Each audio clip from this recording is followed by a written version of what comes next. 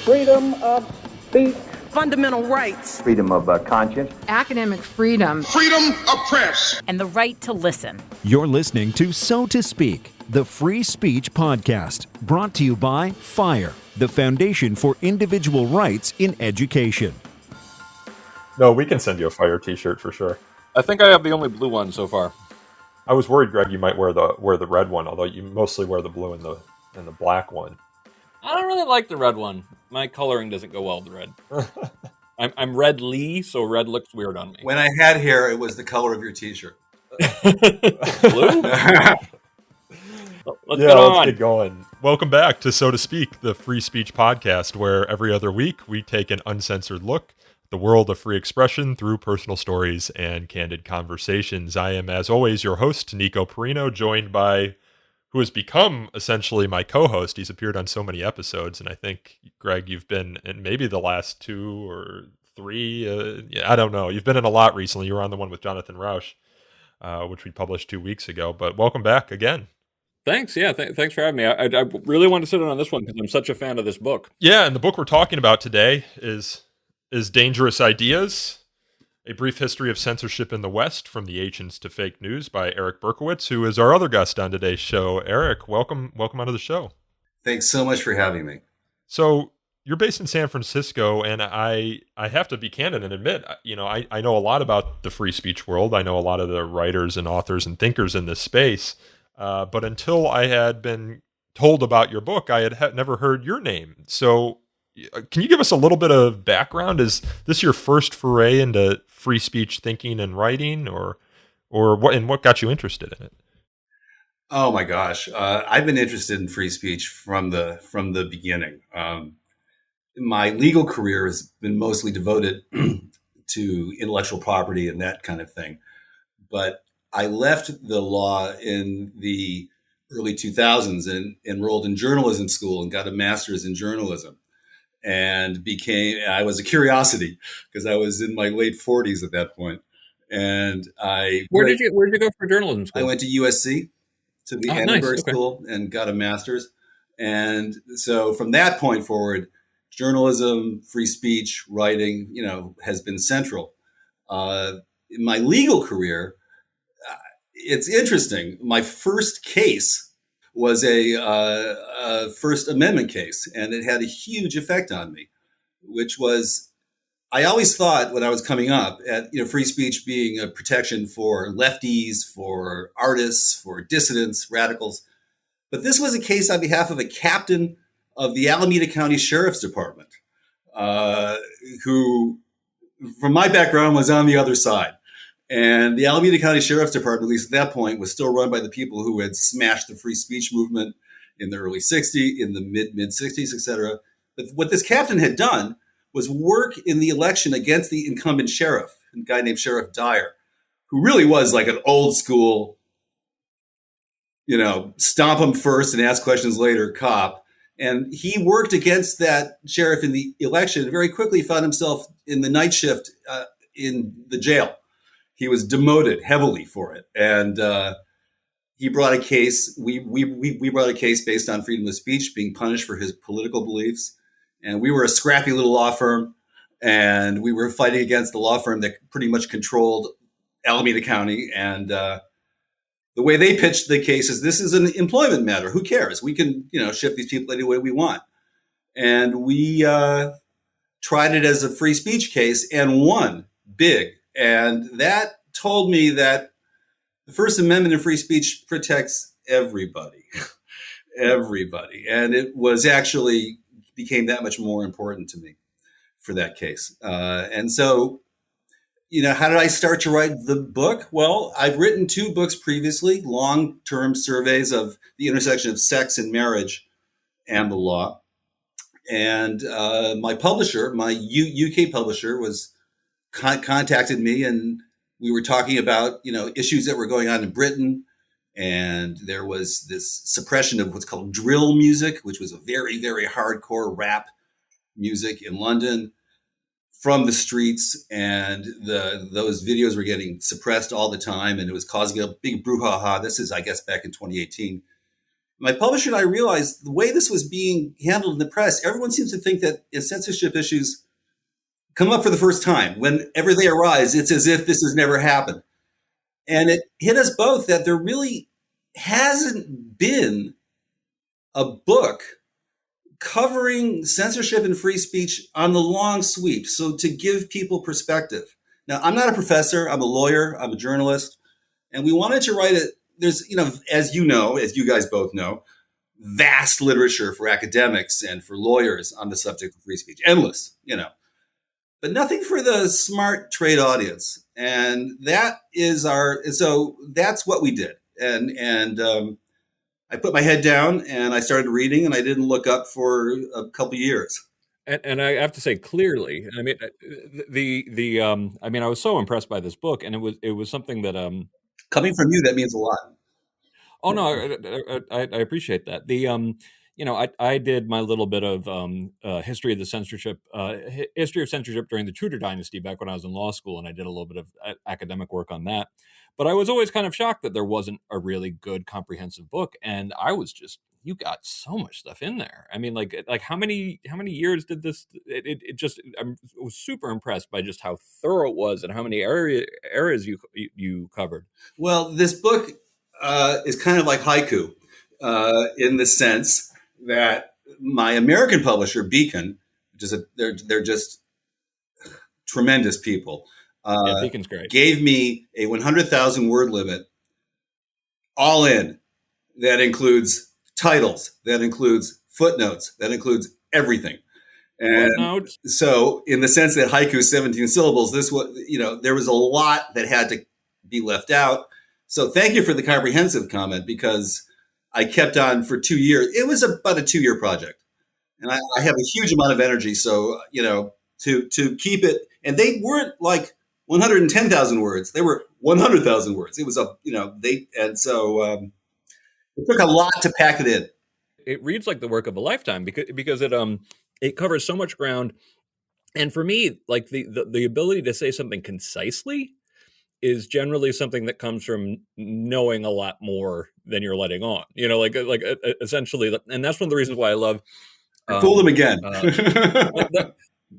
That's one of the reasons why I have such a respect for popular nonfiction, is that, and I don't think it's fluff. I think when I think of the best popular nonfiction writers, the person who's going to be my book next month, book of the month is John Rauch's new book on constitutional knowledge, which I'm absolutely thrilled about. And it's, every paragraph, that he's leaving out another book's worth of stuff. Or the one that I'm trying to write about right now, John McWhorter's, absolutely insane book on 9 offensive words or 9 dirty words, or I forget what you mean the George Carlin thing? The 7 words you can't say on. It's not about Pacifica. It's actually literally about like the history and etymology of all these different all of these different words, and it's how fascinating is that? He talks in perfect paragraphs. It's like unnerving, and his writing is so tight. And you can have a paragraph that you're like, to write that paragraph, that probably took you about 20 years of research to be able to get that as precise as you just got it. I can honestly say that journalism, the last 15, 18 years of my life has been a really good training in that regard. Is when you have a 500 word limit, you've got to put it all in. So yeah, concision is important. You have to realize who the audience is. I did not write this for professors, even though I'm thrilled that professors liked it. I did not write this for lawyers necessarily, because they're already steeped. I wrote it for people who are interested in politics and are seeing these issues popping up and maybe want some perspective. And also, as I did the research, I found, humanity is an interesting thing.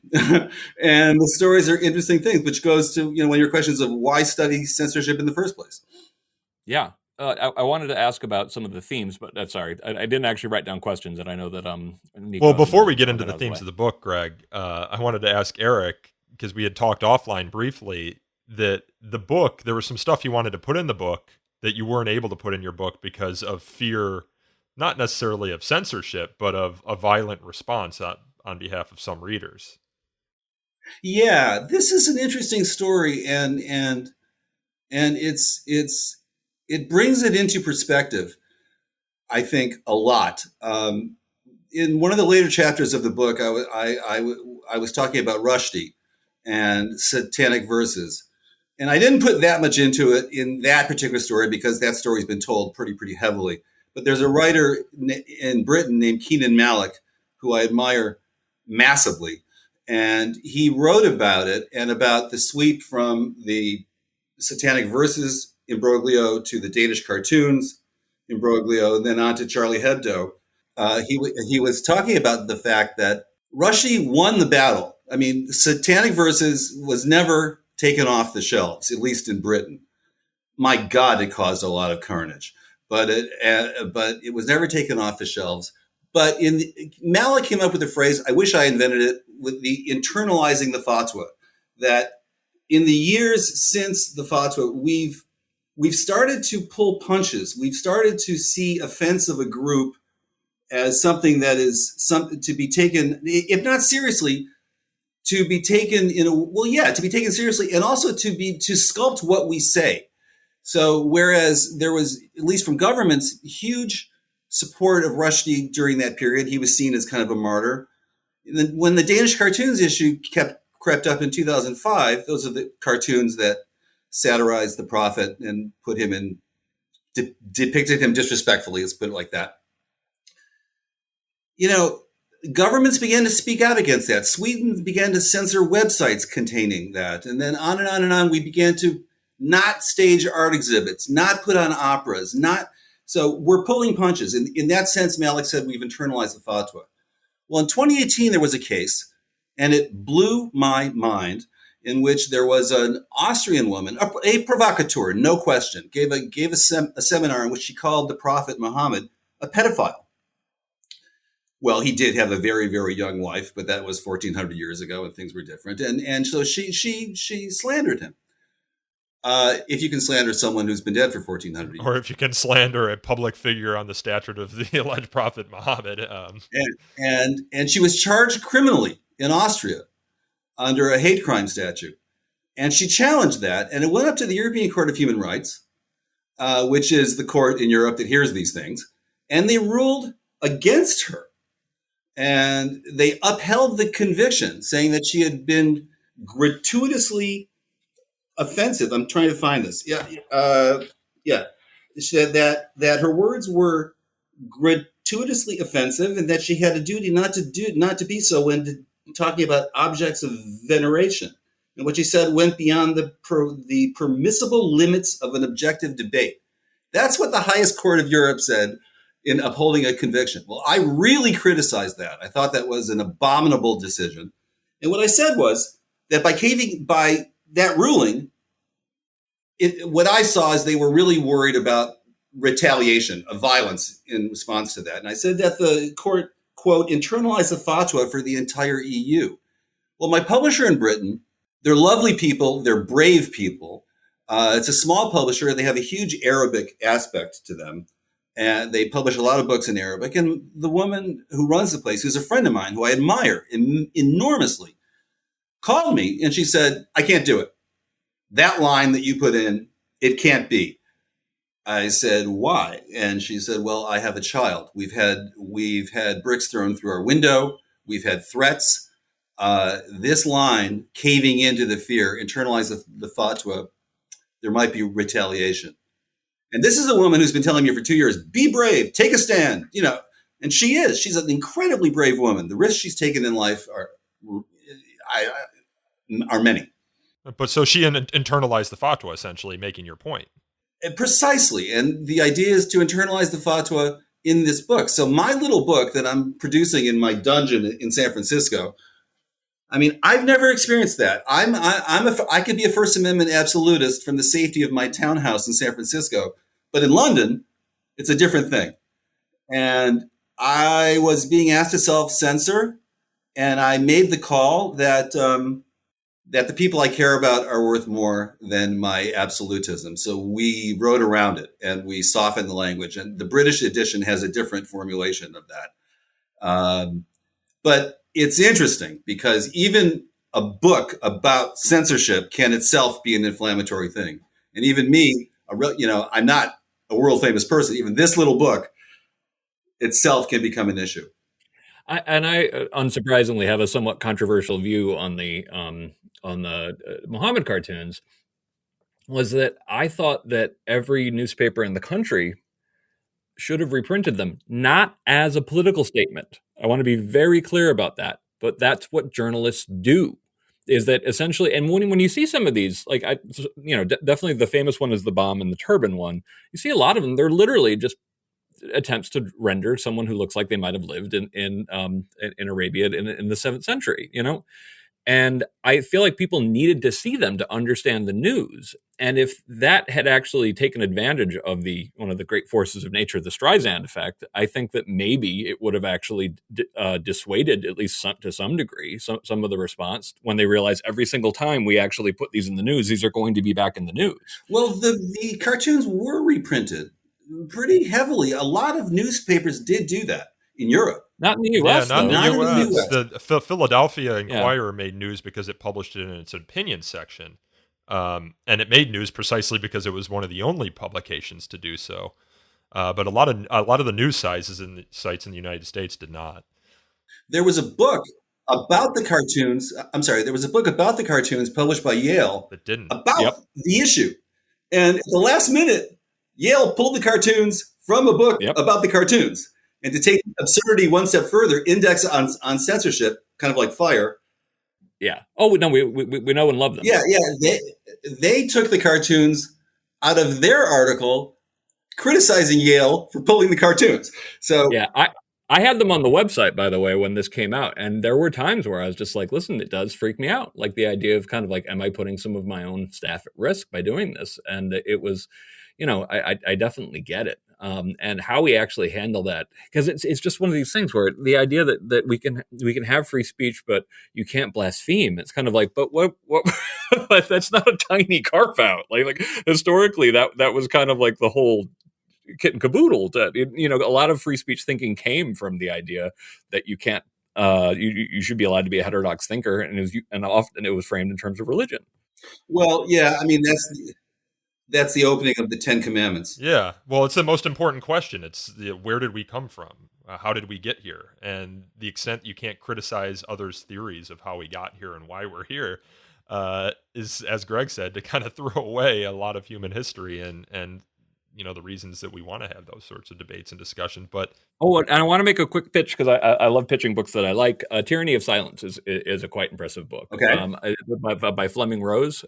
He was the person at the center of the controversy. He was the publisher of Gillen's Posted at the time, and you got to meet the guy because he is a soft-spoken, kindly-hearted Dane. And there's a long tradition in Europe of sort of roasting religion, and the idea that he couldn't do something, he wanted to prove that he could. And it didn't really work out. But the book itself is extremely thoughtful, and he talks to actually some people who want to kill him, for example. But it's really an excellent book. Well, the urge to censor. Phil Kirby, editor of the LA Times, had a great quote. I just found it the other day. He said, "Censorship is the strongest drive in human nature. Sex is a weak second." Well, I've written 2 books about sex, so I might as well hit this one. I'm not quite sure of that, but there is an impulse that we all have, both officially, that is when we have authority over others, and personally, which has been creeping up, which Fire is very much involved with, is when we hear ideas that jar us, when we hear ideas that, if not hurt our feelings, question what we believe and what we hold dear. It's not something I'm proud of, but there's an impulse to say, "Shut up! I'm stopping you. I can't hear this." Even if it doesn't actually have a tangible effect, it's the psychological factor, and that's one of the themes in the book is fragility, and I think blasphemy is really a part of that. Obviously, the depictions of the prophet didn't impinge on the practice of religion, of Islam, but merely having them in the world was, I think, enough to make at least opportunistic clerics make a stink out of it. I mean, Rauch thinks of it as a turning point as well. Like he sees Rushdie as when kind of, not just when everything changed, but when it was clear that attitudes outside of publishing had changed as well. And that was, since it was 89, it was when there was dramatic change in attitude about free speech. Even though the free speech battles had nominally been won only about 10 years earlier. Yeah, we've internalized a notion that in a diverse society, we need to attenuate, we need to reduce our commitments to free speech in order to prevent offense to others, and that gets into a notion of what harm is, and when speech can be restrained, what constitutes harm, and I know where FIRE stands on that, and I'm pretty close with you guys. I deeply believe that suppressing speech, particularly when speech jars our ideas, is a way to mutate the human thought process and take jarring ideas and just put them elsewhere where if they're destructive, to make them more so. There's a bit of a historical note. I keep on getting in the way of Nico because I'm so excited to talk. Yeah, I just want to make a historical note, and then Greg, you can ask your questions about the themes. But back when, and I sent you this, Eric, offline, but back when they were getting ready to publish the paperback edition of the Satanic Verses, there was a concern, of course, about threats and violence to the publisher. So the publishers got together as sort of a consortium to publish the paperback edition so that no one publisher could be identified as the publisher of it. And the Washington Post, I'd sent you a Washington Post story that I'll put in the show notes, quotes publishers, but not any particular press. It's kind of a heroic and courageous I saw moment. that as a practical response to get the message out, to get the book out, to take a stand while also protecting oneself. I mean, it would have been better, I think, if they had not done that anonymous consortium, but you adjust to the times as they are. Yeah, well, that people had died, in '89 and in the fallout afterward. So I can understand why they would want to do it. The goal, obviously, of publishing a book is to get the book out there, and they definitely achieved that goal, even if the publisher wasn't identified.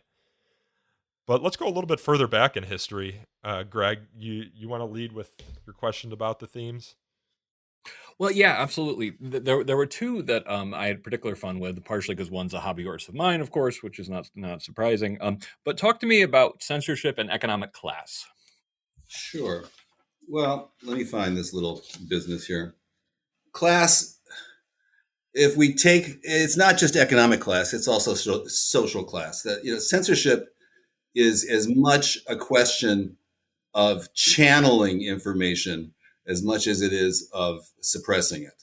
One of the other main themes, all the themes of the book overlap. And one of the main themes of the book is that censorship simply doesn't work. That it's extremely rare that, people have been killed. In that sense, it works. People have been put in jail. In that sense, it works. Books have been burned. Yes, it works. But the ideas expressed almost invariably live on. And so I think that's implicitly known by authorities. And so rather than almost giving up implicitly to eliminate something, what authorities have often tried to do is channel information either to sequester it, to protect themselves. And so it goes all the way back. I mean, I can tell a story now if you want. One of the stories that opens the book that I think sort of contains lots of themes is the first Chinese emperor, Qin Shi Huang, and I'm butchering the pronunciation. He's the one who unified China's 7 kingdoms, created China as China exists, started to build the wall, unified weights and measures, etc. A warrior, hated. And we're now in the 3rd century BC, around 210, 215. And he was getting a lot of criticism, particularly from Confucian scholars, he was hearing it, and it made him crazy. And he wanted to essentially eliminate history and eliminate learning that was used against him. Confucian scholars were constantly comparing the kingdom as it existed to a golden age of the past. So what did he do? He took all books that he could find of literature, philosophy, poetry, and kept one copy for himself and his ruling, that is the channeling of information, and eliminated it everywhere else. In fact, he also, just for good measure, publicly burned 400 Confucian scholars alive. So from that point forward, all of China's literary and philosophic learning was held by him and kept away from the population. In fact, at that point, anyone who criticized him using examples from the past were killed with their families. And so it goes on also with the starting of the printing press. In that sense, books before that were, of course, held in manuscripts. They were single copies, or if you had enough money, you could make multiple copies. That didn't happen. Immediately when the printing press supercharged the spread of knowledge to the masses, that's when our modern era of censorship really began, instantly, with the Catholic Index of Prohibited Books, with endless censorship statutes. And they were used against, first and foremost, against Luther, Martin Luther, who used his language in a popular style. He also translated the Bible into German. The channeling of the movement of information to the masses in a popular style was exactly what upset authorities so much. That's why Luther was, suppressed to the level that he was. It didn't work. Also, on a sexual level, pornography had always been, widespread, at least among people who could get a hold of it.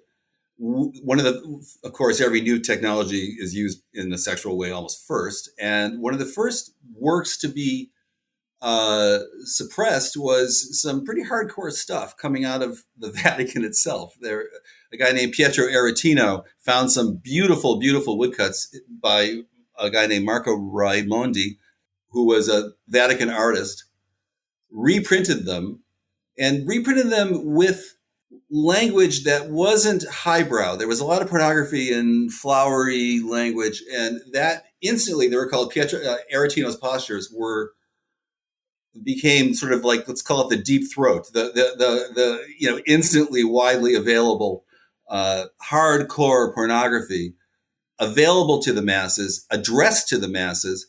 So along with Boccaccio and Copernicus and Luther, if you look at the first list of forbidden books, there's Aretino. And it goes on in the sense that in the 17th century, one of the main censors, a guy named Roger Lestrange, was very interested in censoring the first news books, the first newspapers. Why?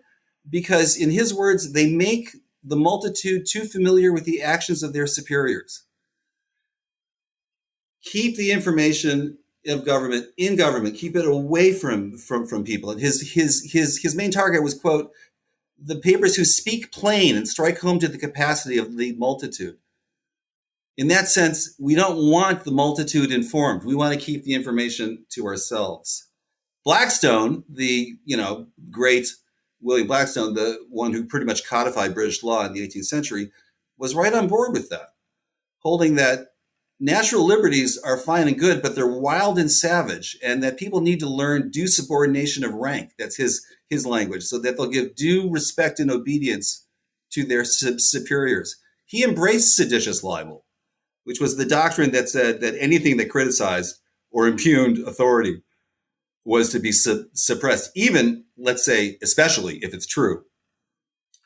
And so to that extent, it goes on. But the real sort of apogee, the apex of class-based censorship was in the 19th century, right after the French Revolution, which scared the daylights out of everybody. And so immediately after the French Revolution, after the Napoleonic Wars, particularly in Britain and throughout Europe, popular press is exploding. It's getting taxed out of existence.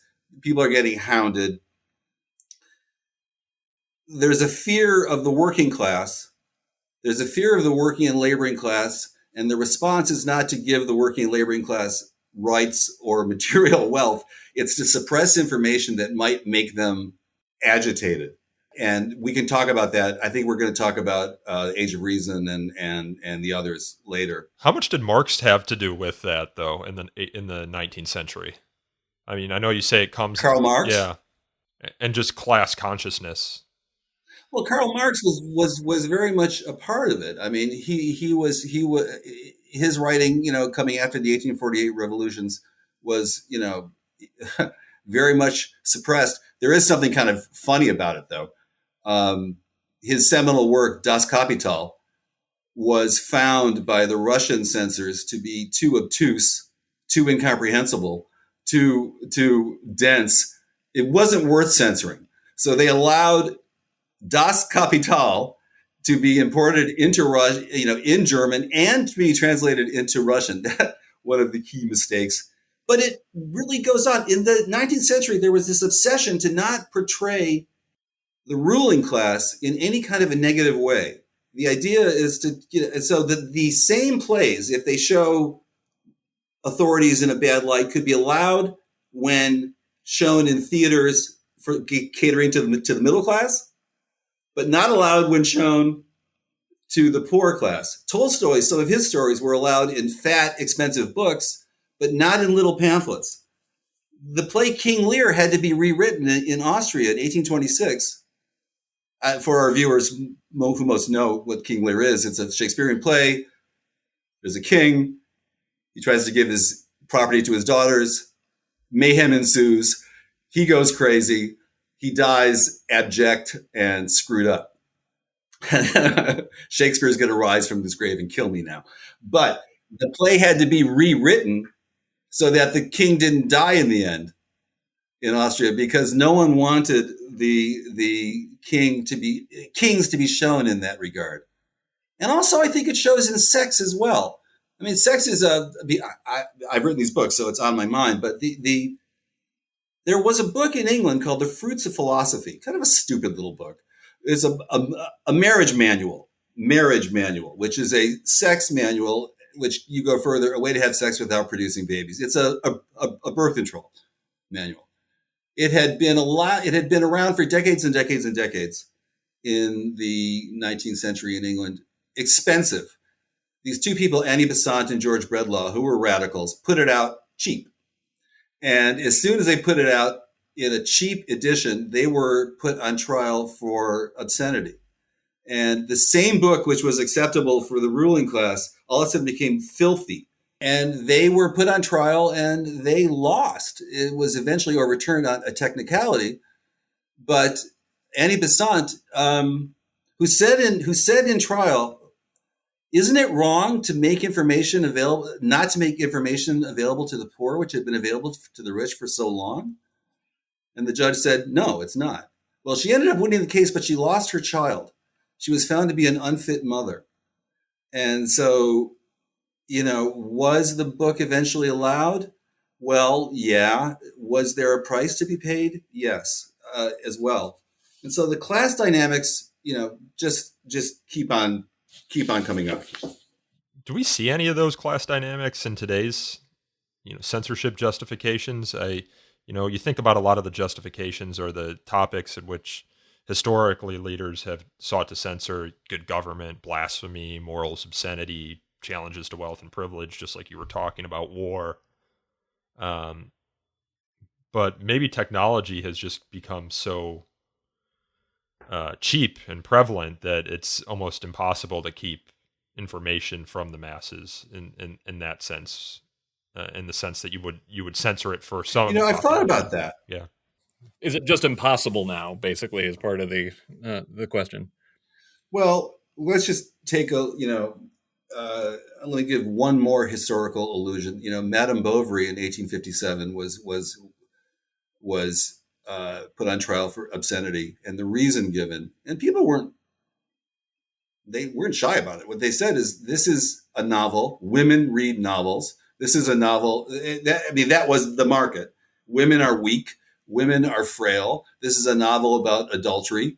And there's no message in this novel saying that adultery is bad. We have to stop this because it'll lead women toward adultery.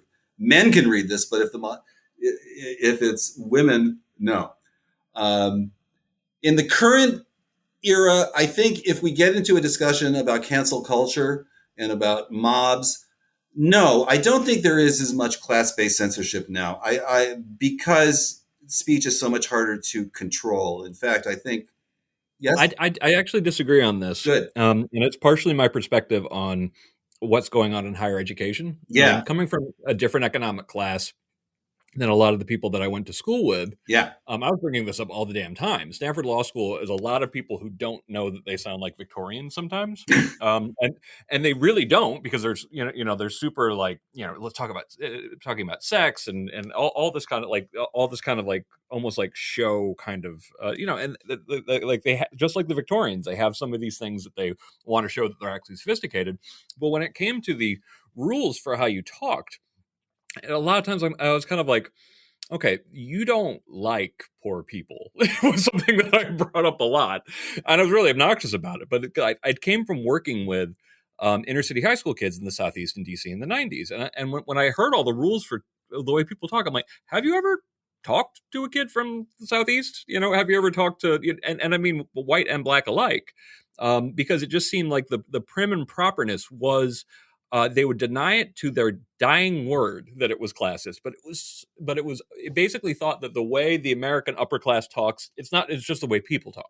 And it's like, so I see a lot of classism that doesn't recognize itself as classism. As you were speaking, two things came to mind. One is, it's interesting, in the Victorian era, as blasphemy began to be less and less of a crime, there was a book that was put out attacking Christianity, and the judge said, "Well, at this point, we're now in the 1890s. It's a little bit late." He said, "You can we're no longer such a Christian nation. After all, Benjamin Disraeli had been the prime minister, but it's provided that the decencies of controversy are preserved. So provided you put it in good middle class language, I'll allow it. But if you're a little dirty about it, no."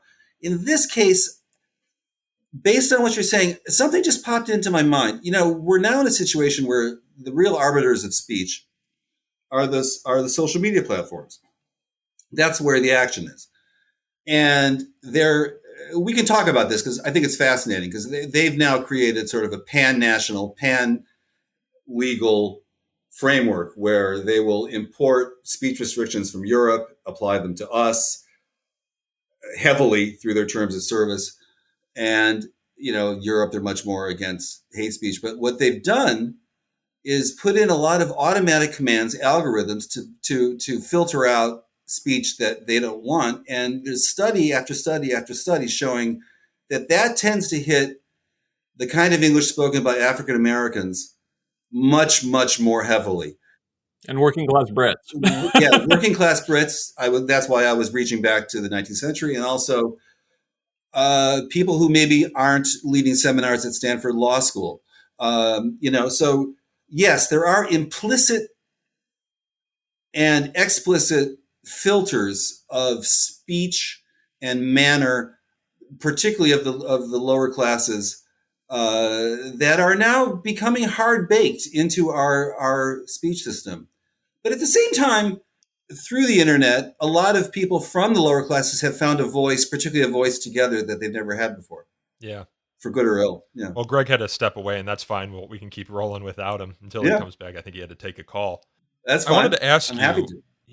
One of the things I found fascinating about your book, and I must have realized this subconsciously, but I never actually thought about it explicitly, is that free speech philosophy developed very late in human history. I mean, it's really only a 200-year-old philosophy, although you can go back a little bit further to John Milton and Areopagitica, and there was some discussion surrounding it. You talk about it in the Greek context as well, but really the free speech philosophy and the ideas that we rest upon today to justify free speech are a recent development, are they not? This is when we get into what actually is free speech, free speech for whom, how free, how broad. You mentioned the Greeks.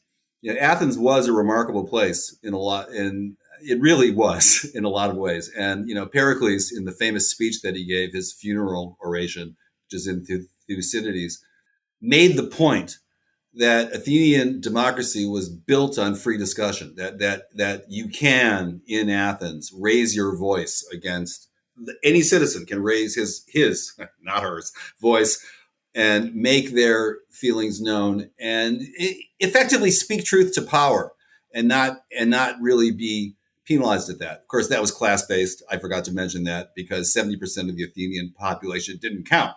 It was only male citizens. But, you mentioned Milton. Now, again, I'm not a Milton or Mill scholar, but we have to see people in their times. Okay, I mean, Milton wrote the Areopagitica in 1644 when he had gotten in trouble with the authorities for publishing his pamphlets on divorce without a license. There were licensing statutes back then, and so he wrote the Areopagitica basically to acquit himself in Parliament, to respond to the authorities who had mentioned him. And he wrote. It's beautiful. The phrasing is astounding, and he makes some wonderful arguments for open discussion. But he could only go as far as he could go. Okay, excluded from when he says, "Give me the liberty to argue freely according to conscience, above all liberties." How beautiful is that? Quite, except for it didn't include most of humanity. The me was him. The me was a Puritan. The me wasn't Catholics, who he had no end of hatred for, or heretics or anyone else. But okay, so we can criticize Milton and say he wasn't an absolutist, but I admire him because, even taking the stand that he took, of course, Areopagitica is much more important in retrospect than it was then. It was printed in one edition and no one read it. It wasn't reprinted till later. But at the same time, the philosophy of free speech as being critical to human development, as being critical to who we are, and as also being critical to a functioning society, it's not just 200 years. We can go back to Spinoza from the late 17th century, who had already been excommunicated by the Jewish community for what he had written. Famous badass. He was a famous badass. And he made a very good point. And I think he was the first. I could very well be wrong. Okay, Greg would know this more than me. To say that everyone is by absolute right the master of their own thoughts. He said freedom of speech doesn't only, it's not that it doesn't pull at authority. It doesn't hurt authority. It's actually necessary for peace. That the conflict that comes, this is one of Greg's holy writs, is that the conflict and the strife, that is brought from speech is good for society. It creates peace. It prevents violence. And so I think if we want to talk about one of the first heroes of free speech on an absolute level in the way that we would now accept it, we've got to go back to Spinoza. And of course, the book was damned by the Catholic Church, damned by the Jewish authorities. Spinoza was one of these like Mario Savio characters that kept on throwing his body against the machine. There are so many great things about Spinoza, and my favorite explanation of him is that he praised God out of existence. That essentially he made the world so perfect, the universe so perfect that nothing could be done to it, and nothing would. And it's like that's amazing. But now here's a good opportunity for me to pitch a forthcoming book that I'm really excited about. Jakob Mishingama, who did a podcast for us called Clear and Present Danger, which I adore, of course. Oh, he's the guy. If I meet him, I will bow. Yeah. He would be thrilled to meet you. And so Jacob, of course, he lives over in Europe, but he likes to come over. He loves New York too. So he, in his book, he talked about people I'd never heard of, that were big names. And my sort of grand unified theory of free speech is it's not surprising that there wasn't lots of discussion about freedom of speech when it was essentially impossible to reach a meaningful audience. So, of course, if you have small-scale democracies like Athens and that kind of stuff, then free speech makes perfect sense. But it won't be a major issue again when you have large-scale society until you have something like the printing press. And I think, at least for the chipping together of it, I think that the thought about free speech, it had to become more coherent. But I think it started actually really quite fast. And as soon as there was a printing press, that's to me the difference between. I lived in Prague, so this had an influence on me. Jan Hus was the Martin Luther of the 15th century, And and the difference between him and Martin Luther, in my opinion, is the printing press. There was an attempt to do the Protestant Reformation at least 100 years before, and it got stopped but it would have been much harder to fight if it hadn't been for the printing press. So I think that absolutely, Luther was the first media star. I mean, he was a pamphleteer. The minute he got the minute someone criticized him, he was out with a pamphlet 5 minutes later criticizing it. And so you're right. Jan Hus, if he had, well, the chops that Luther had and the ability to disseminate his ideas, then he would have, motivated that. But I mean, the absolutist idea of free speech that we hold dear wasn't in the founding fathers of the United States, but it was in Cato, for example. There were these two pamphleteers in the 18th century who wrote under the name Cato, who just said it. Free speech is the bulwark of liberty. They live and die together. That you can't have liberty, you can't have freedom without the freedom to express yourself. I think, Nico, you were wondering where it started.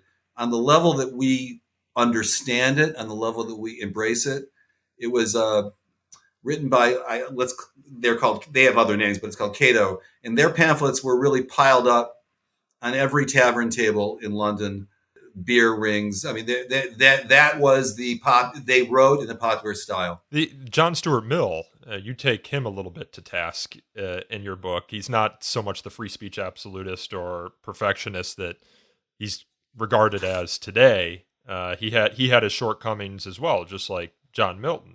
But you also, say that he, was a man of his time as well. But it's interesting because John Stuart Mill was also a radical for his time, but he couldn't be so radical as to live up to today's First Amendment standards, which are way radical by 19th century standards. John Stuart Mill, I know that Greg admires him quite a bit, and I do endlessly.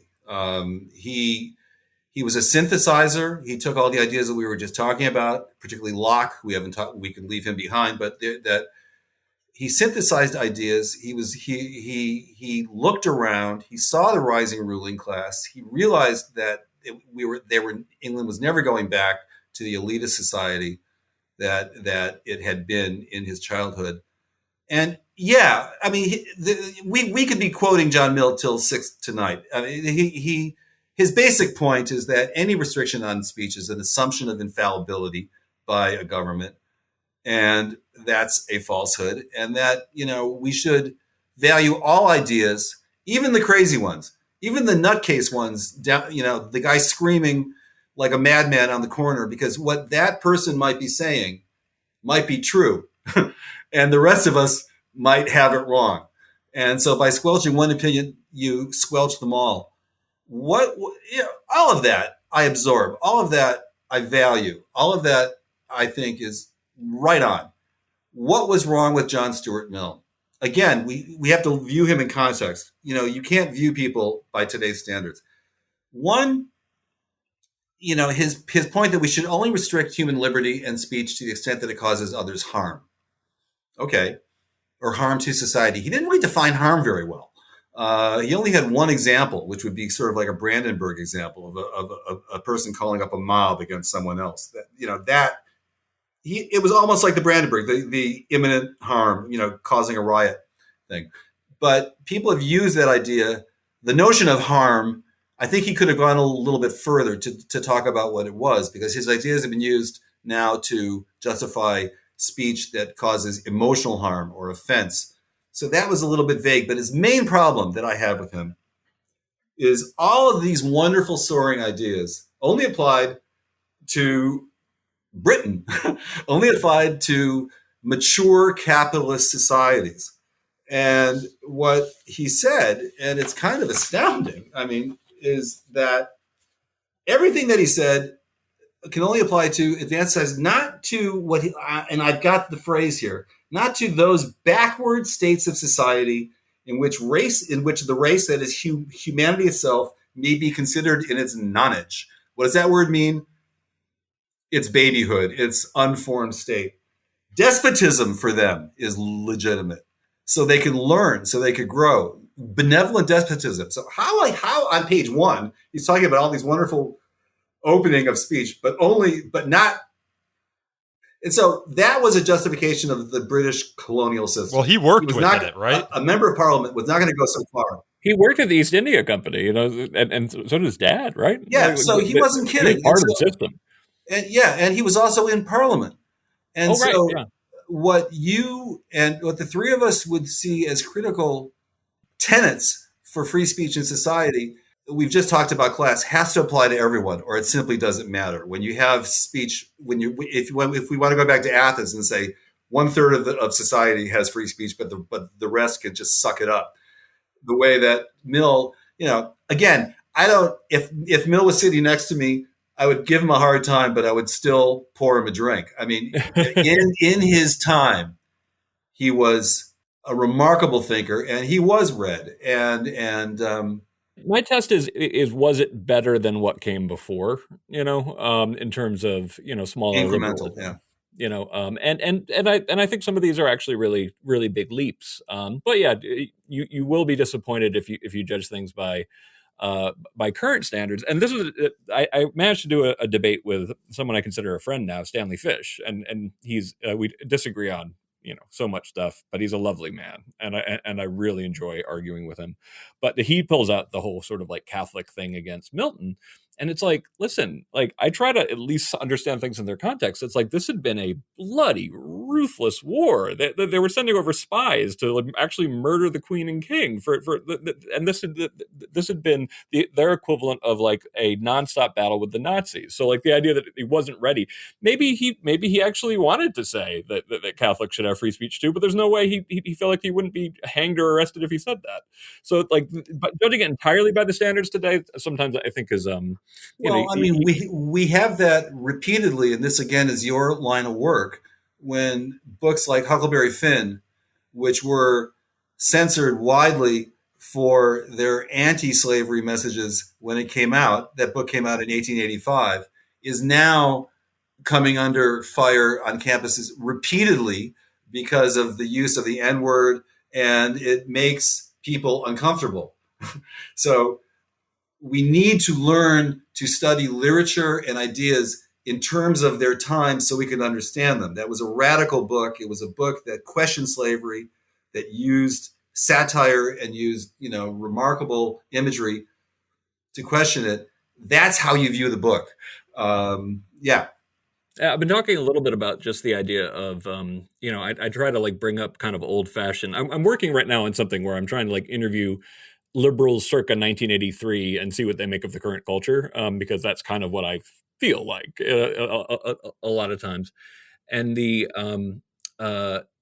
thing that is kind of unavoidable, but a previous era would have been comfortable saying, is that in order to think scholarly, there has to be some amount of detachment. There has to be an idea that you can step back and look at things. And that's something that barely even gets said on campus. And I think that part of what we're doing wrong on campus in particular is we're just not doing the initial education and framing. Like we shouldn't expect students to respect free speech if nobody's ever told them that it's actually a deep and profound value, that actually it requires a different way of looking at the world. And to my knowledge, most schools don't do that. And then they're like, wow, I can't believe they don't know this stuff. I'm like, no, these are sophisticated concepts. These actually have to be taught.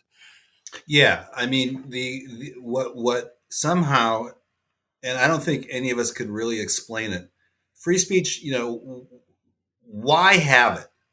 Okay, what's the real basis for free speech? Well, I mean, traditionally, to allow self-governance. That's the Michael John, idea to allow the emergence of truth.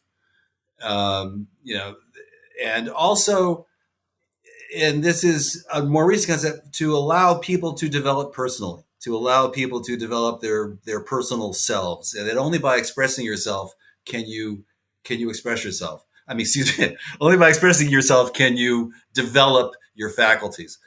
Well, that is, I believe it, but that's also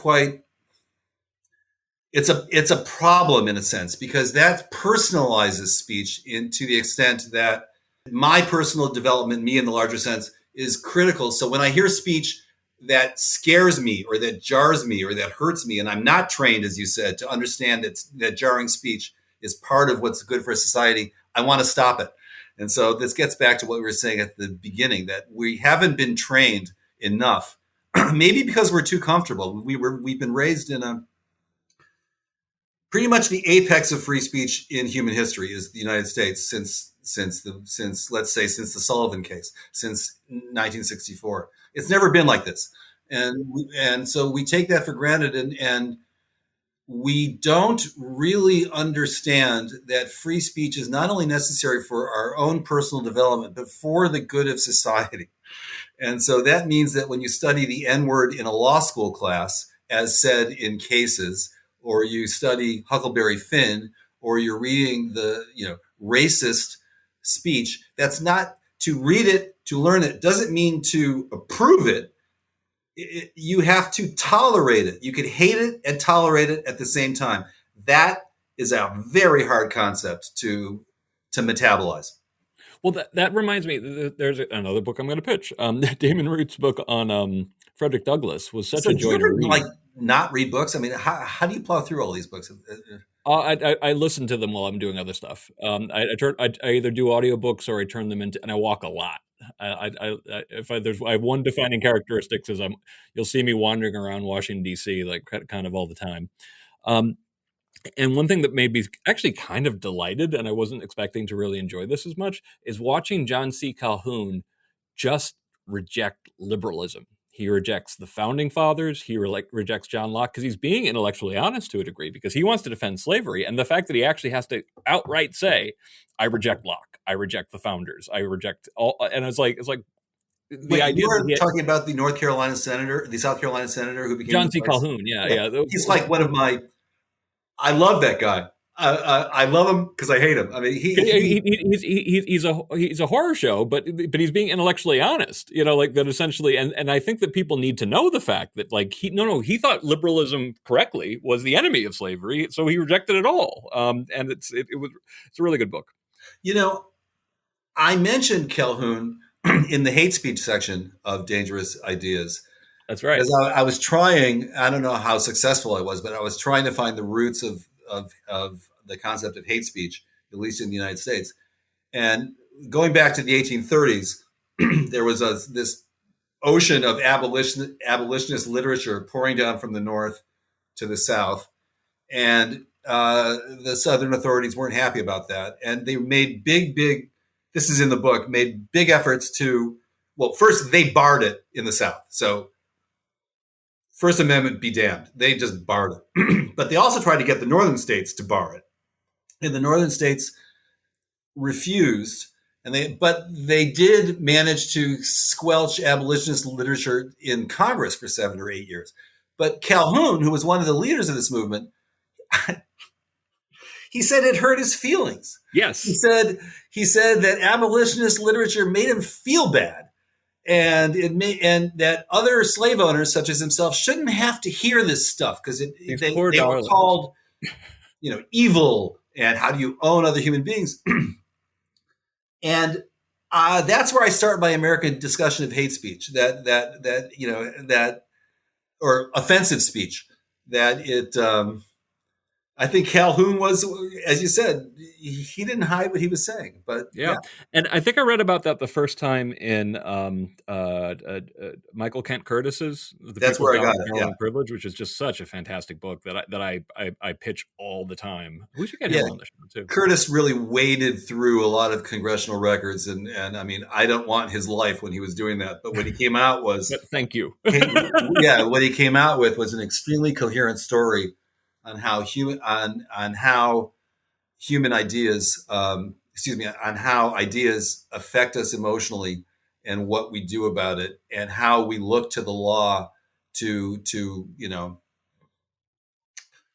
protect us. I mean, in the South in 1857, there was this book called The Impending Crisis of the South by a guy named Hinton Helper, which made an economic argument against slavery. And, people were killed. They were hanged for owning that book. And so they weren't kidding in the South about stopping abolition. Well, they also barred slaves from learning how to read. So you could call that sort of an or censorship, sort of a censorship going even before one is capable of reading books. And that was such a tell to them. I mean, Frederick Douglass is one of those people that it's almost never better to read something about Frederick Douglass, rather you just read him directly, because it's such an amazing writer. But my only exception to that so far is actually Damon Root's book, which I just thought was indispensable. I know we're already at an hour, but I have 3 more. Oh, we've got so much more to do. I know. There's 3 more topics that maybe we can cram into the next. Yeah, let's just do it, and then you can edit it. We can Yeah. maybe cram into the next 10 minutes or so. I'm with you. Rwandan genocide, often viewed as free speech advocates' biggest challenge. You address it a little bit in the book. I know, Greg, I think you took a little bit of issue with it in your book review of Eric's book. I want to discuss it a little bit. Do you view? Oh, and let me be clear about this. I wrote a book review saying Eric Berkowitz's new book, Dangerous Ideas, is a masterpiece. A word that I have to use pretty rarely. I probably overuse it, but I really thought it was. But I have some quibbles. To be clear, there was stuff I disagreed with in the last chapter that I lay out on Eternally Radical Idea, but I didn't want that to overshadow just how magnificent I think the book is. Yeah, I really appreciate that, and quibbles are fine. Give me just 1 second here to find, because I have some notes on this. Oh yeah, here. I've got it. I think, Greg, going back to the Rwandan genocide. I think I think maybe I didn't make myself clear, or maybe I was misunderstood. What? Just to summarize for our viewers, in 1994, in about 100 days, there were 800,000 Tutsis who were murdered. That's a death toll. Stalin said one person's death is a tragedy. 1,000 people's deaths is a statistic. So the level of murder is kaleidoscopic, and it was government sponsored. And one of the agents of the genocide was a radio station that broadcast, that was effectively a communication center for the genocide. Like, here is where the Hutus are. They're in this town. They would give the license plate numbers of cars where they are. They're urging, moving, pushing. And we in America, Samantha Power did some phenomenal reporting on this. What's Clinton doing and his advisors? They're dithering. They had just been stung in Somalia, the Black Hawk Down incident. And what are we doing? And they considered something. We had the ability to jam that radio station. If we put a plane in the air that broadcasts a lot of garbage, we could actually jam that radio station and stop it. And for lots of reasons, including, and I have to say it, free speech, they decided not to do that. And to me, it's an astounding piece of shame. The State Department legal office actually came out and said, radios don't kill people, people kill people. And it was said in the key meetings, if we jam radio, it violates freedom of speech. Now, I think where Greg and I diverted is, you interpreted that as me saying that a free speech environment creates murder. No, that speech, what the radio station was doing, was incitement to murder. In fact, the 2 people who ran the radio station were convicted of war crimes. Oh yeah. What I in any court in the world, it would be illegal. Is the idiocy and the stupidity of the casual cruelty of the Clinton administration to not do what was minimally necessary to do that. I also brought up the Rwandan thing to sort of tease out the internet, that we are now in a situation where the global communications environment is so unified that you could actually, from the United States, affect communications elsewhere. But and to be clear, this is one of those things that I said that I think the author himself understands this. This was almost as much for people reading it, just to be clear, because sometimes people will take Rwanda as being like it's a refutation of free speech. It's like, oh no, Rwanda wasn't legal, and like if someone did that in the U.S., that wouldn't just be incitement. That would be actual conspiracy to commit murder. Like that. So that was more for the reading audience than for your point. But I mean that free speech is one of these concepts that is used so much it sometimes loses meaning. And in this sense, free speech was used as a pretext for the American government hesitating to intervene in an African country to save lives. My personal opinion is that was a hideous decision that those involved are going to have to live with for the rest of their lives. Yeah, no, it's tough because understanding the context of just royally screwing it up in Somalia, like really kind of, and people are arguing, it's like, how do you stop people, like, from killing people with machetes, in Yugoslavia, which is where my father grew up, by the way. It was so horrifying that we waited to do anything. Well, when it turned out, what you had to do was destroy the heavy equipment. There wasn't. You can't do that when it's Rwanda is a great shame and tragedy. But, I think, Greg, you and I are very much on the same page when it comes to that. I thought so. Like I said, I just wanted to make sure that I clarified that for people who read it. So Greg had mentioned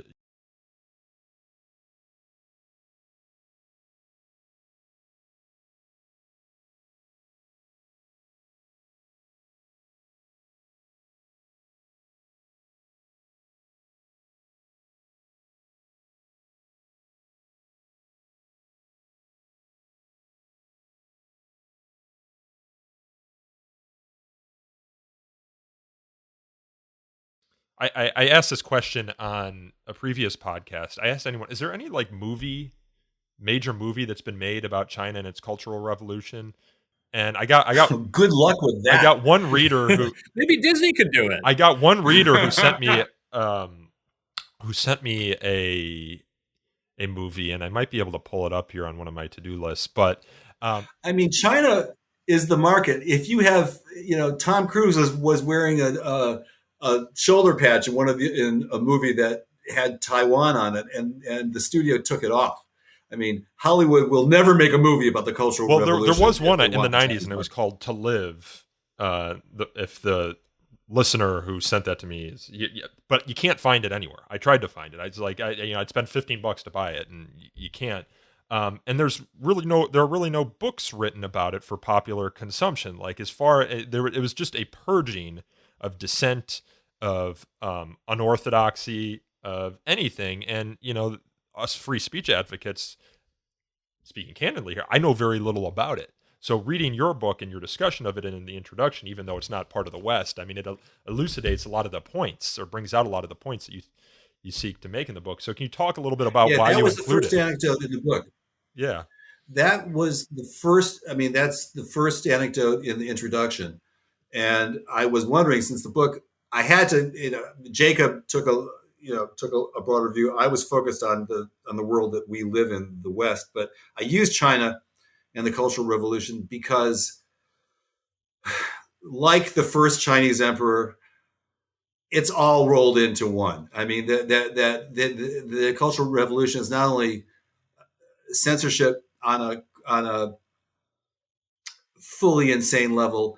It's the eradication of history, and it's also the eradication of thought. I mean, just in context, China in the mid-'60s had just been through the Great Leap Forward, which was kind of like Stalin's 5-year plans. It was this catastrophically screwed up modernization movement, a lot of death, there was some dissent coming within the party. And so kind of like, what will sometimes happen within ruling classes is when things get a little bit shaky, you just triple down on radicalism and on everything else. And so what Mao did was go beyond the party to mobilize the masses. Schools were closed to mobilize the masses against the party and against the population.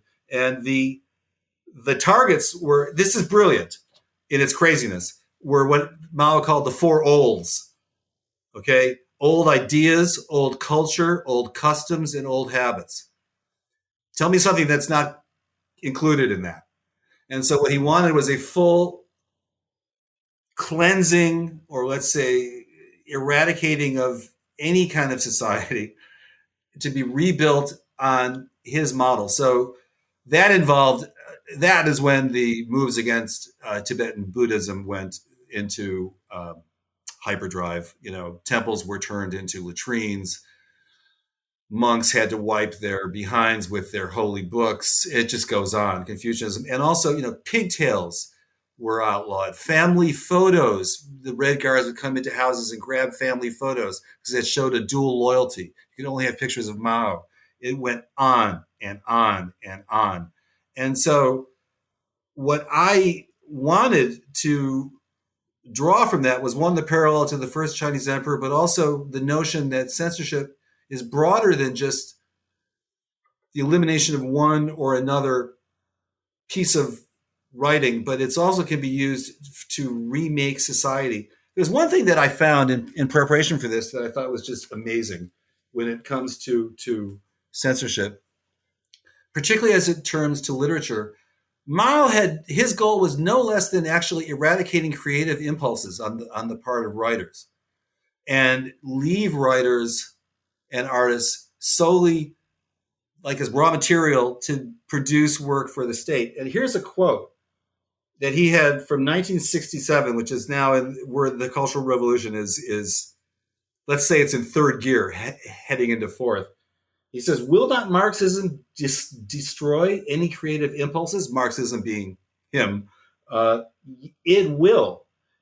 He said, "I think they should be destroyed. Indeed, they must utterly be destroyed. And while they are being destroyed, new things can be built up." Anything creative that preceded him was aristocratic, decadent, bourgeois, etc. So what we see is censorship brought to its apogee, to a state where the state is really trying to mold thinking at its core. My family had to flee the communists. That's why I'm an American. We were serfs who made good. My great grandfather bought his way out of serfdom in 1858, and that's astounding. It's a crazy story, and my dad's life is a horror show. His dad died when he was 6. It's all terrible, but and he talks about it with like laughter, because how else are you going to talk about it?